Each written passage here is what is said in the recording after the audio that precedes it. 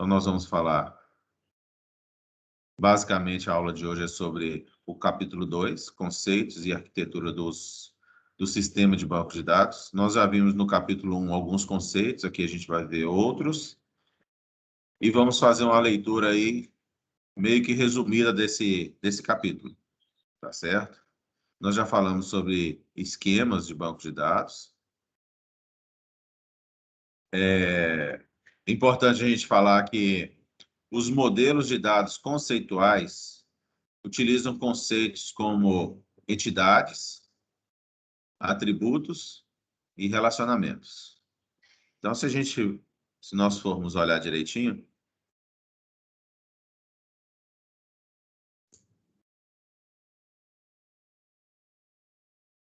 o que seria uma entidade? Uma entidade, por exemplo, num sistema acadêmico, seria o aluno, a turma, inclusive eu desenhei duas entidades aqui, aluno e turma, professor, disciplinas. Então, nós temos diversas entidades aí, ou conjunto de informações que a gente precisa de armazenar, beleza? Quando a gente define um tipo, entidade, aluno, no banco de dados, a gente está definindo uma tabela. Então, nesse diagrama aqui, que é diagrama de entidades e relacionamento, nós definimos a entidade aluno, ou tipo aluno, com os atributos nome, matrícula, CPF, RG. Geralmente, os atributos são definidos em círculos, ligados às entidades, que é definida através de um retângulo. E aqui a gente definiu. Essa entidade, aluno, geralmente a gente chama de tabela mesmo, tabela aluno.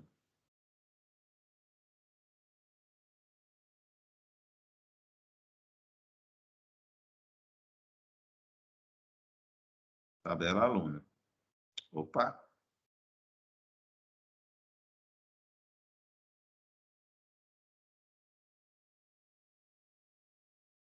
Beleza. Então, se a gente abrir o nosso banco de dados aqui, a gente vai ver, olha, tem um banco de dados escola, tem as tabelas, e aqui foi definido neste banco de dados o aluno e professor. Então, tem a tabela aluno ali. Definiu a entidade, fisicamente, lá no banco de dados, ela também é chamada de tabela. Quando posso definir a entidade turma com os atributos série, para dizer se é do primeiro, segundo, terceiro, quarto ano e assim por diante, e tem uma descrição da turma. Por exemplo, a descrição da turma é primeiro ano, turma 2, turma 3, e assim por diante. Algumas escolas utilizam, por exemplo, se está no sexto ano, a turma 60, 61, 62 e assim por diante. Se está no primeiro ano do segundo grau, 101, 100, 101, 102 e assim por diante. É a descrição da turma. E existe um relacionamento entre essas duas entidades. Então, vamos voltar no livro aqui. Modelos conceituais utilizam conceitos como entidades, nós mostramos ali, a entidade acaba virando tabela. Atributos, nós vimos ali naquele diagrama entidade relacionamento, que os atributos são aqueles círculos ligados às entidades, que se tornam colunas nas tabelas. Então, se nós olharmos aqui, se tornam colunas nas tabelas. Se vocês quiserem me interromper em qualquer momento, é só abrir o áudio aí e falar, que muitas vezes eu não estou com o chat aberto aqui. Certo? Então, foi definido entidades ou tabelas, atributos ou colunas para essas tabelas, e relacionamentos.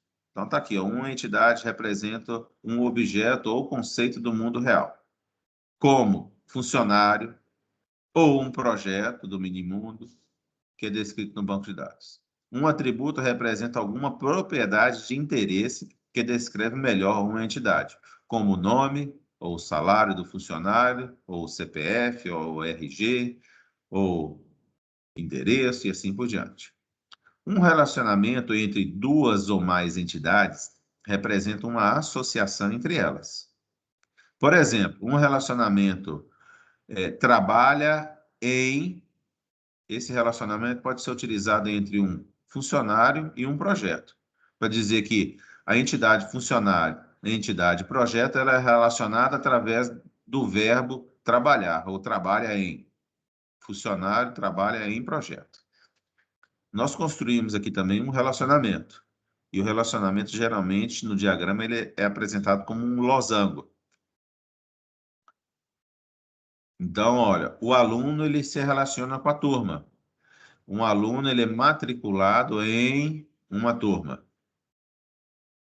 E nesse relacionamento, a gente costuma colocar aqui uns terminhos dizendo a cardinalidade. Se eu não me engano, é esse termo mesmo correto utilizado. Que um aluno pertence a apenas uma turma, ou é matriculado em apenas uma turma.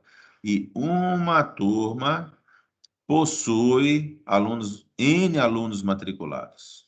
Então, a gente costuma colocar esse termozinho aqui para dizer qual é a cardinalidade nesse relacionamento. Alguma pergunta, gente? Alguma dúvida? Não? Tranquilo? Beleza, vamos passar para frente. Esse livro aqui, com essas, essas anotações, não, né? Com o texto grifado ou marcado, foi disponibilizado lá no Telegram. Os modelos de dados físicos, esse aqui é o modelo conceitual, que é esse desenho que eu fiz aqui, nesse diagrama de entidade e relacionamento. Agora, o modelo de dados físicos descreve o armazenamento dos dados como arquivos no computador. Então, tem um modelo físico para descrever como isso deve ser armazenado. E nesse armazenamento, vai junto informações como formatos dos registros, ordenação de registro e caminho de acesso. Vamos ver o que isso significa. Beleza. Eu falei para vocês que a palavra aluno é um tipo de entidade que se torna uma tabela. Então, se é um tipo de entidade, cada aluno que eu insiro aqui é uma entidade específica. Beleza. Muitas vezes essa entidade é chamada de registro. Então, eu tenho a tabela aluno, em que eu registro um novo aluno, registro um segundo aluno, um terceiro aluno e assim por diante. Então, muitas vezes essa linha aqui é chamada de registro. Na literatura, em alguns pontos, é chamado de entidade. Entidade aluno Douglas, entidade aluno Gabriela, e assim por diante. Mas é mais comum utilizar a palavra registro. Eu tenho um registro de um aluno na tabela aluno. Eu tenho um registro, um segundo registro aqui de aluno na tabela aluno, e assim por diante. Beleza. Passando o sábado aqui. Então vamos voltar no livro.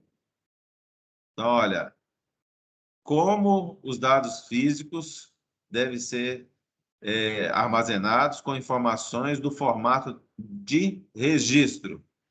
Formato de registro é esse formato aqui. Quando eu crio uma nova tabela,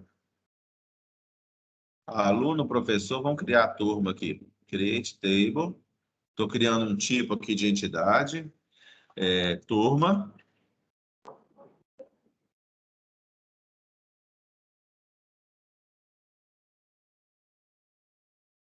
Código turma.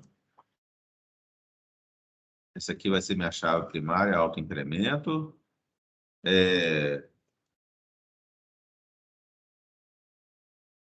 Série, que é primeiro ano, segundo ano e assim por diante. O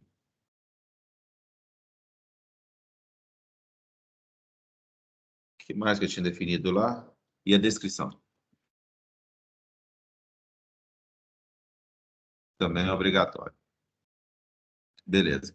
Quando eu dou um apply aqui, ou para aplicar no banco de dados, eu estou informando. Isso aqui são informações a respeito do formato do registro. do formato desta linha aqui, ó. Qual é o formato? Ah, ele vai ter um nome, vai ter um CPF, vai ter um RG. No caso aqui da turma, né? Vai ter um código, que é a chave primária, vai ter uma série, que é primeiro ano, segundo ano, e assim por diante. Vai ter uma descrição da turma e assim por diante. E mais. Vou dar um apply aqui só para ela existir. Finish. Foi criada a tabela turma. Beleza. Isso aqui é uma coisa. Se vocês tiverem dúvida, me interrompam, por favor. Então, foi definido o formato. A ordenação de registro. Fiz um exemplo aqui mais cedo.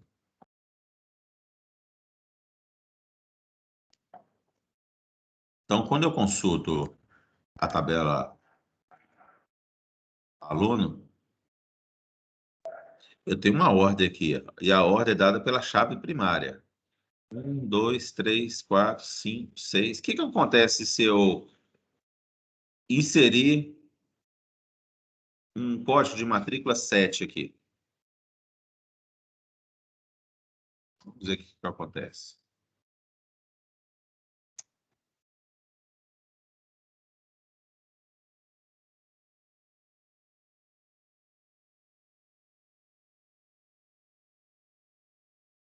Vou inserir.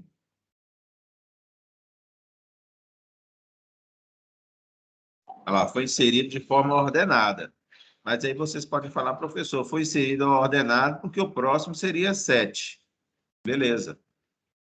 Vamos deletar o aluno cujo o código de matrícula é 4. Deletou. Vai ter que fazer um apply aqui para fazer a deleção. Se eu fizer a consulta agora, não aparece o aluno cujo código de matrícula é 4. Mas se eu inserir e consultar, fica ordenado pela chave primária. Alguma dúvida, gente? Se tiver alguma dúvida, me interrompa, por favor. Beleza? Que mais? Vamos voltar no livro. Então, foi definido as informações como formato do registro, foi definido o formato do registro, ou o formato dos dados de um determinado aluno. Como que é feita a ordenação? A ordenação, por exemplo, ali é feita pela chave primária. E tem o caminho de acesso. Esse caminho de acesso, vou tentar, na próxima aula, também falar um pouco mais sobre ele. Esse caminho de acesso é o seguinte. Quando eu consulto isso aqui, por exemplo, faço essa consulta, ó.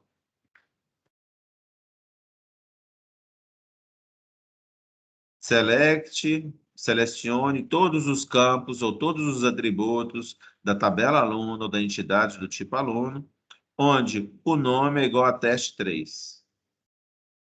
E vou executar. O que o meu SGBD faz para mim? Ele vem nesta tabela aqui, chamada tabela aluno, ele percorre aluno a aluno e verifica. O nome aqui é igual a teste 3? Não. É igual a teste 3? Não. Não, não, não. Esse aqui tem que ser selecionado. É igual a teste 3? Não. É igual a teste 3? Não. E assim por diante. Então, vai ser retornada essa linha aqui. O que ocorre? Mas vocês podem perceber que essa consulta, do jeito que foi executada aqui, ela percorre registro a registro, entidade a entidade, uma por uma. Vai percorrendo uma por uma. Então, o banco de dados varre a tabela inteira. Se a minha tabela tiver 1 milhão de informações, ele verifica 1 milhão de vezes todos os registros. Tá certo? O que o caminho de acesso ele propõe para mim? É uma estrutura que torna eficiente a busca por registros de um banco de dados em particular. Então, para tornar essa busca mais eficiente, o que que o banco de dados faz? Eu falo assim, vou definir um índice chamado IDX, underline aluno, que é o nome da tabela, underline nome. O que significa isso? É um índice pelo campo nome da tabela aluno. O que esse índice faz? Sem a gente criar tabela alguma, o banco de dados é como se ele criasse uma tabela interna, sem a gente saber. Essa tabela tem uma numeração, ou não sei se precisa dessa numeração, mas vamos supor que tem uma numeração, 1, 2, 3, 4, e é ordenado pelo nome. Então, o primeiro aqui é Gabriela, o segundo, Douglas, o terceiro, Samuel, o quarto, teste alguma coisa, teste outro, teste outro. Quando a gente procura pela palavra teste 3, ele vem, ao invés de percorrer um a um aqui, ele vem na metade dessa tabela. É um exemplo possível que ele pode fazer. Ele vem na metade da tabela e verifica. Esse aqui é o teste 3? Na metade da tabela? Não, não é. Mas como isso aqui está tudo organizado, o teste 3 está para frente ou está para trás? Se estiver para frente, ele pega essa outra metade e divide pela metade de novo, em um quarto. E pergunta, esse aqui é o teste 3? Não é. Se não é o teste 3, de acordo com a ordenação alfabética, ele está para trás ou para frente. Ele diminui a quantidade de comparações, ele não faz uma busca pela tabela toda.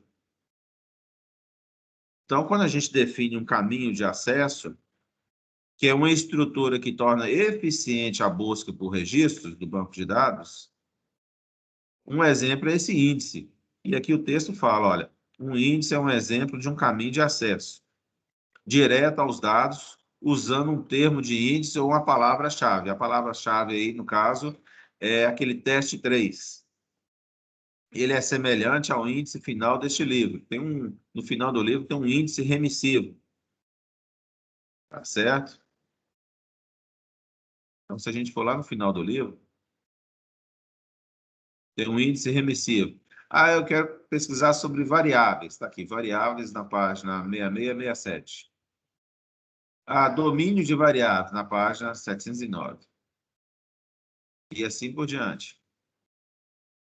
Na variáveis de domínio, 123. Variáveis de instância, 238. E assim por diante. Então, é um jeito fácil e rápido de você olhar aqui o que está pesquisando, já tem o código da página, você vai lá na página, puf, achou a informação, ao invés de você ficar lendo o texto inteiro, 788 páginas, para procurar sobre variáveis de domínio. Então, a ideia é a mesma. Vamos lá, capítulo 2. Eu falei sobre isso aqui. Eu já falei de metadados na aula passada, que o SGBD armazena as descrições das construções e restrições do esquema, também denominados metadados. Então, quando a gente define, assim,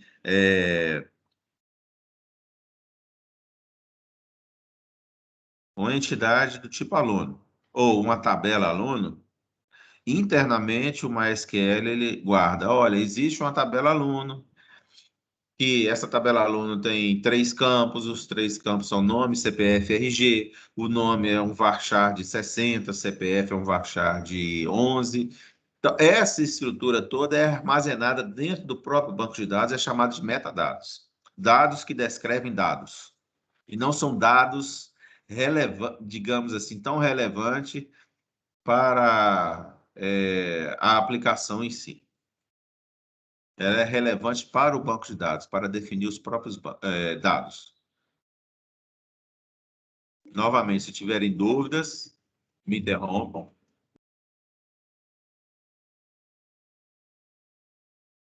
Independência de dados, eu falei um pouco na aula passada. A linguagem de banco de dados. Beleza. É mais comum nós usarmos e falar assim, vamos fazer um SQL, que, se eu não me engano, é Structure Query Language. Linguagem de consulta estruturada, não lembro direito, não, a definição do SQL. Dentro do SQL, isso aqui é uma forma geral da gente falar, faz um SQL, mas dentro do SQL tem algumas linguagens, que é basicamente um SQL. Por exemplo, tem um DDL, que é o Data Definition Language. É usada pelo DBA e pelos projetistas de banco de dados para definir a estrutura do banco de dados, melhor dizendo. Por exemplo, eu venho aqui e vou mudar a estrutura da tabela aluno.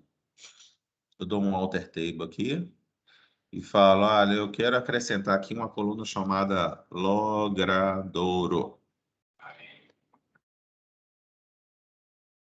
Logradouro vai ter 60 caracteres.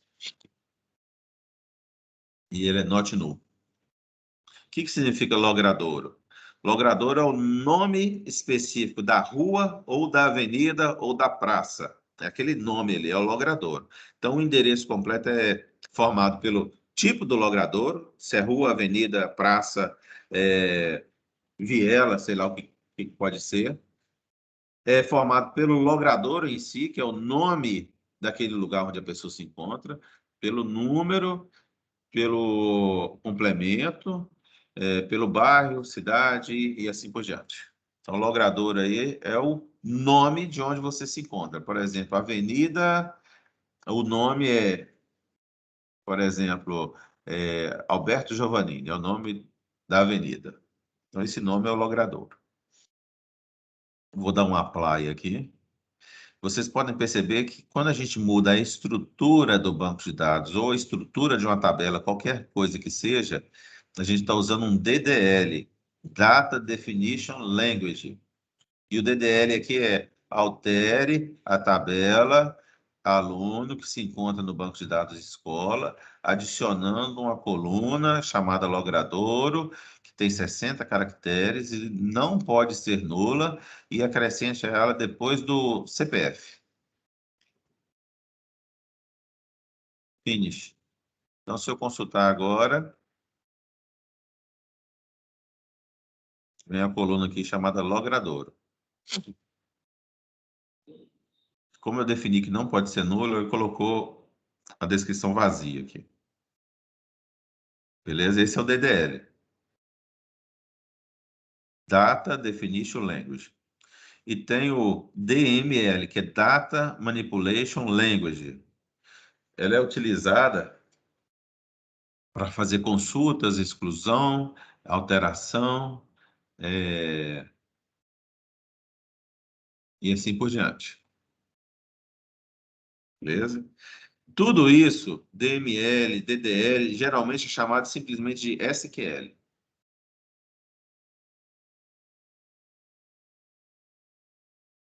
Aqui está falando que os SGBDs podem fornecer interfaces para quem utiliza o SGBD. Interface para o usuário final mesmo, no sentido, pode utilizar menus, web ou algum tipo de navegação, pode fornecer formulários, o Oracle fornece, tem um esquema de formulários que ele mesmo gera para você não precisar de escrever programas. Grandes empresas não utilizam, geralmente. Interfaces gráficas, interface de linguagem natural, não lembro de ter visto. Entrada e saída de voz também não lembro. Você simplesmente consulta tal coisa. É uma interface já implícita dentro do SGBD para fazer esse tipo de consulta. E mais.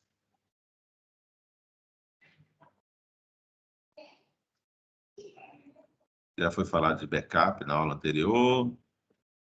Arquitetura cliente-servidor.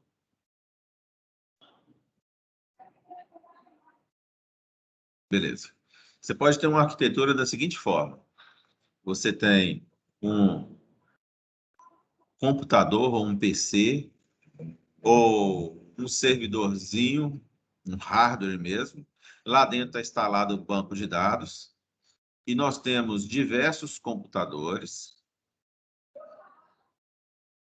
que rodam programas que o usuário utiliza esses programas. Então, o usuário utiliza o programa consulta ou altera dados no banco de dados, lá no servidor, O programa ele altera a interface gráfica de acordo com a consulta, o retorno da consulta, ou de acordo com a inclusão ou exclusão de um registro, e exibe isso para o usuário.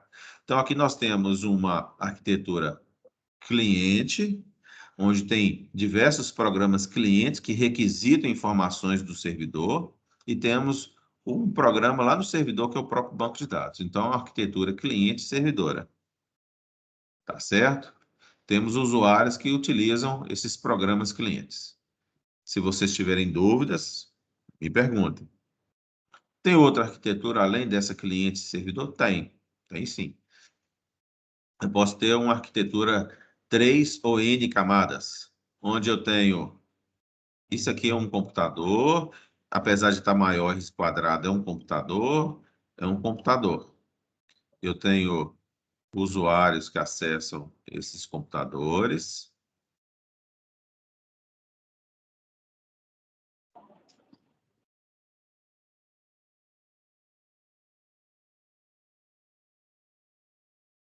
Aqui eu tenho, por exemplo, um browser rodando, um navegador web.